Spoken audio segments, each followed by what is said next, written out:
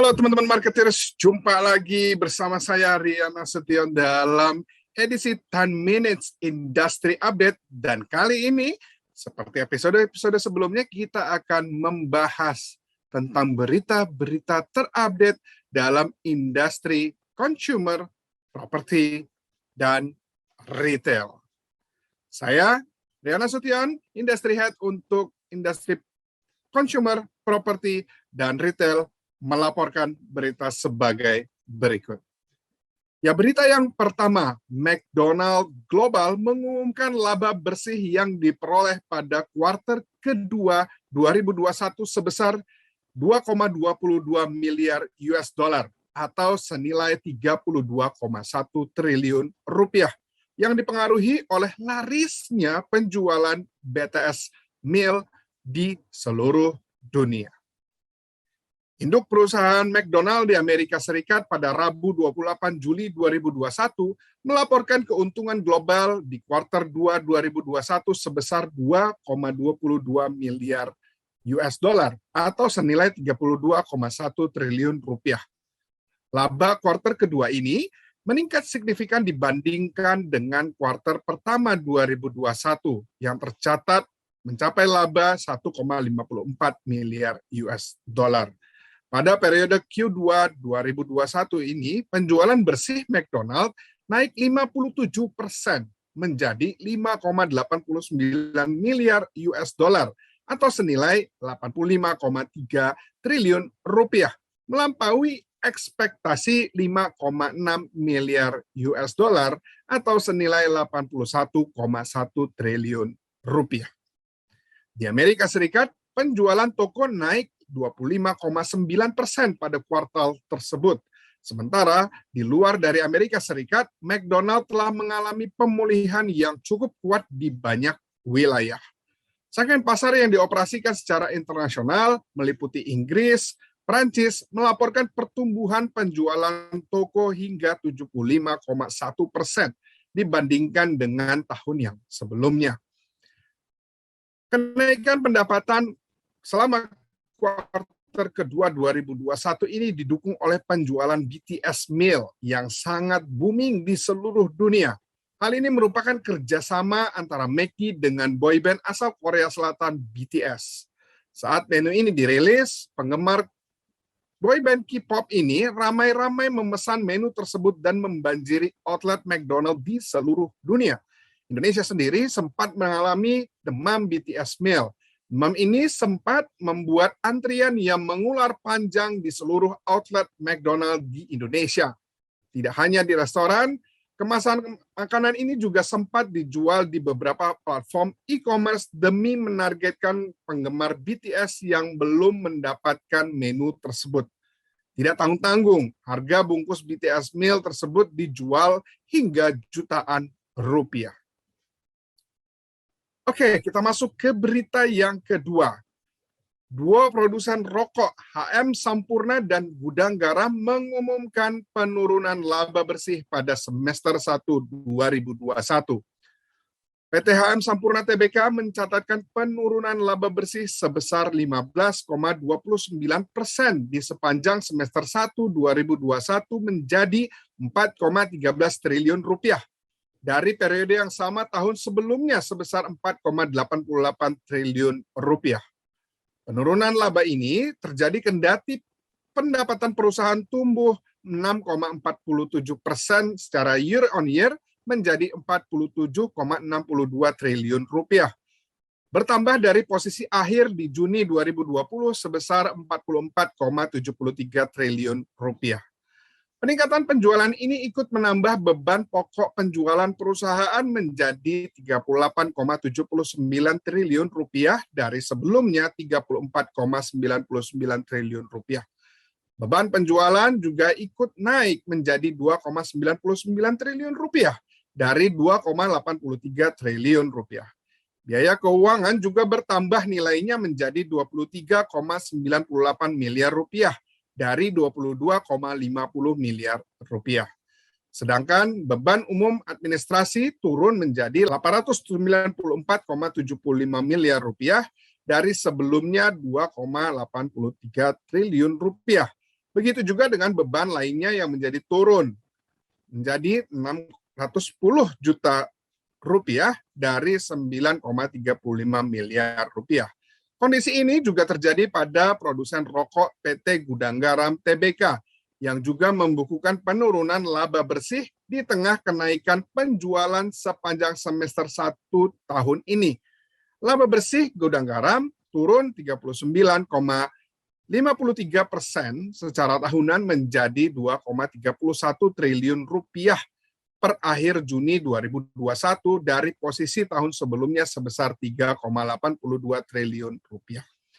Kendati terjadi penurunan laba, pendapatan dan penjualan usaha mengalami kenaikan sebesar 12,92% dari posisi semester 1 2020 yang mencapai 53,65 triliun rupiah menjadi 60,59 triliun rupiah pada periode yang sama tahun ini.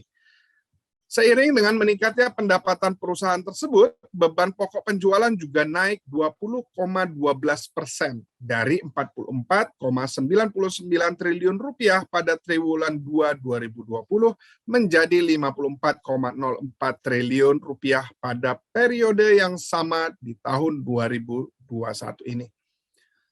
Oke, kita masuk ke berita yang ketiga. PT Ciputra Development Tbk mencatatkan performa marketing sales sebesar-besarnya 3,6 triliun rupiah, 51% dari target 2021 yaitu 5,9 triliun rupiah, yang artinya meningkat 77% selama semester 1 2021.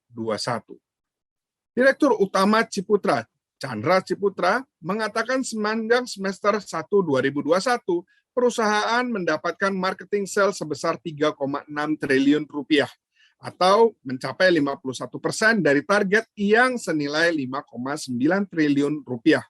Pencapaian selama semester 1 2021 tersebut naik sebesar 77% jika dibandingkan dengan semester 1 2020. Selain itu, rapat umum pemegang saham tahunan perusahaan juga digelar pada Kamis 29 Juli 2021, memaparkan bahwa laba bersih perusahaan sepanjang 2020 naik 14,05% menjadi 1,32 triliun rupiah. Dari laba bersih 1,16 triliun rupiah pada akhir tahun sebelumnya. Perusahaan juga mengumumkan untuk membagikan dividen senilai 157,5 miliar rupiah atas laba bersih perusahaan sepanjang 2020 yang lalu. Dividen tunai ini sekitar 12% dari alokasi penggunaan laba bersih tahun buku tahun 2020. Kenaikan laba bersih ini diiringi dengan tumbuhnya pendapatan perusahaan sebesar 6,07% dari 7,61 triliun rupiah pada 2019 menjadi 8,07 triliun rupiah pada 2020 yang lalu. Penjualan neto rumah hunian dan ruko masih menyumbang posisi tertinggi, yakni 57,52% dengan pendapatan 4,64 triliun rupiah. Penjualan neto apartemen mencetak pendapatan sebesar 1,08 triliun rupiah, pendapatan dari penjualan segmen kantor 455,94 miliar rupiah, pendapatan penjualan kapling sebesar 414,31 miliar rupiah, pendapatan usaha dari pusat niaga senilai 504,74 miliar rupiah, pendapatan rumah sakit sebesar 455,47 miliar rupiah.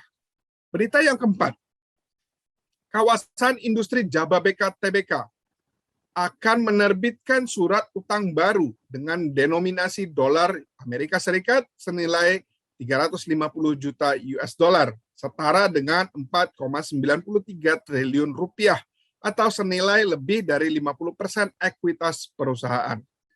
PT Kawasan Industri Jababeka Tbk berencana akan menerbitkan surat utang baru dalam denominasi Amerika Serikat senilai 350 juta US dollar atau setara dengan 4,93 triliun rupiah yang akan diterbitkan melalui entitas anak perusahaan Jababeka International BV dengan nilai yang melebihi 50% ekuitas perusahaan.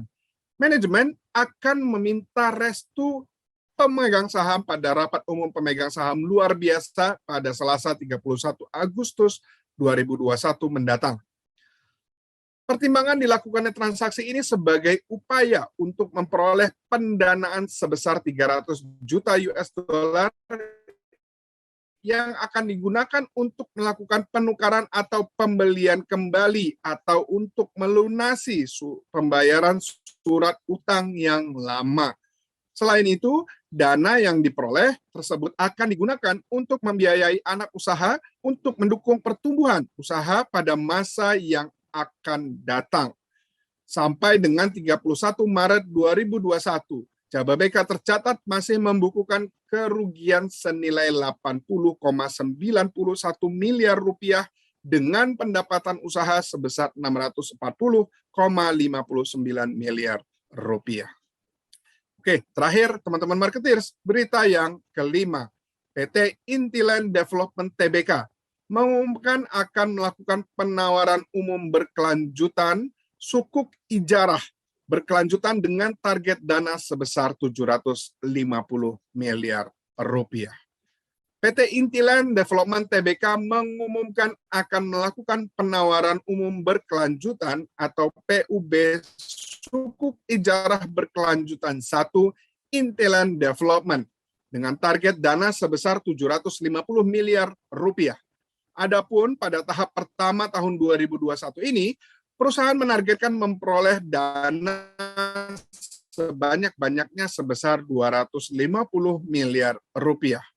Perkiraan masa penawaran umum ditargetkan pada 25 hingga 30 Agustus 2021 dengan perkiraan tanggal pencatatan pada Bursa Efek Indonesia akan dilaksanakan pada 3 September 2021. Terkait penggunaan dananya, Intiland menyebutkan bahwa dana hasil penawaran umum sukuk ijarah setelah dikurangi biaya-biaya emisi akan dipergunakan untuk pembayaran utang dan peminjaman modal kerja kepada anak usaha. Adapun penggunaan dana dapat dibagi menjadi 4. Sebesar 162 miliar rupiah akan digunakan untuk pinjaman modal kerja kepada entitas anak usaha, yaitu PT Perkebunan dan Industri Segajung. Sebesar 25 miliar rupiah berikutnya akan digunakan untuk pembayaran sebagian utang pokok perseroan pada PT Bank Mayapada Internasional Tbk. Kemudian yang ketiga, sebesar 45 miliar rupiah akan digunakan untuk pelunasan utang pokok entitas anak PT Intiland Esperto di PT Sukor Investama. Sisa dana yang lainnya akan digunakan untuk pembayaran sebagian utang pokok entitas anak PT Parkasari Permai di Bank China Construction Bank Indonesia Tbk. Ya, itu teman-teman marketers, 5 berita terupdate pada minggu ini. Jangan lupa subscribe channel Marketers TV sekarang, like, komen, serta nyalakan loncengnya supaya teman-teman marketers tidak ketinggalan informasi-informasi yang menarik dari kami.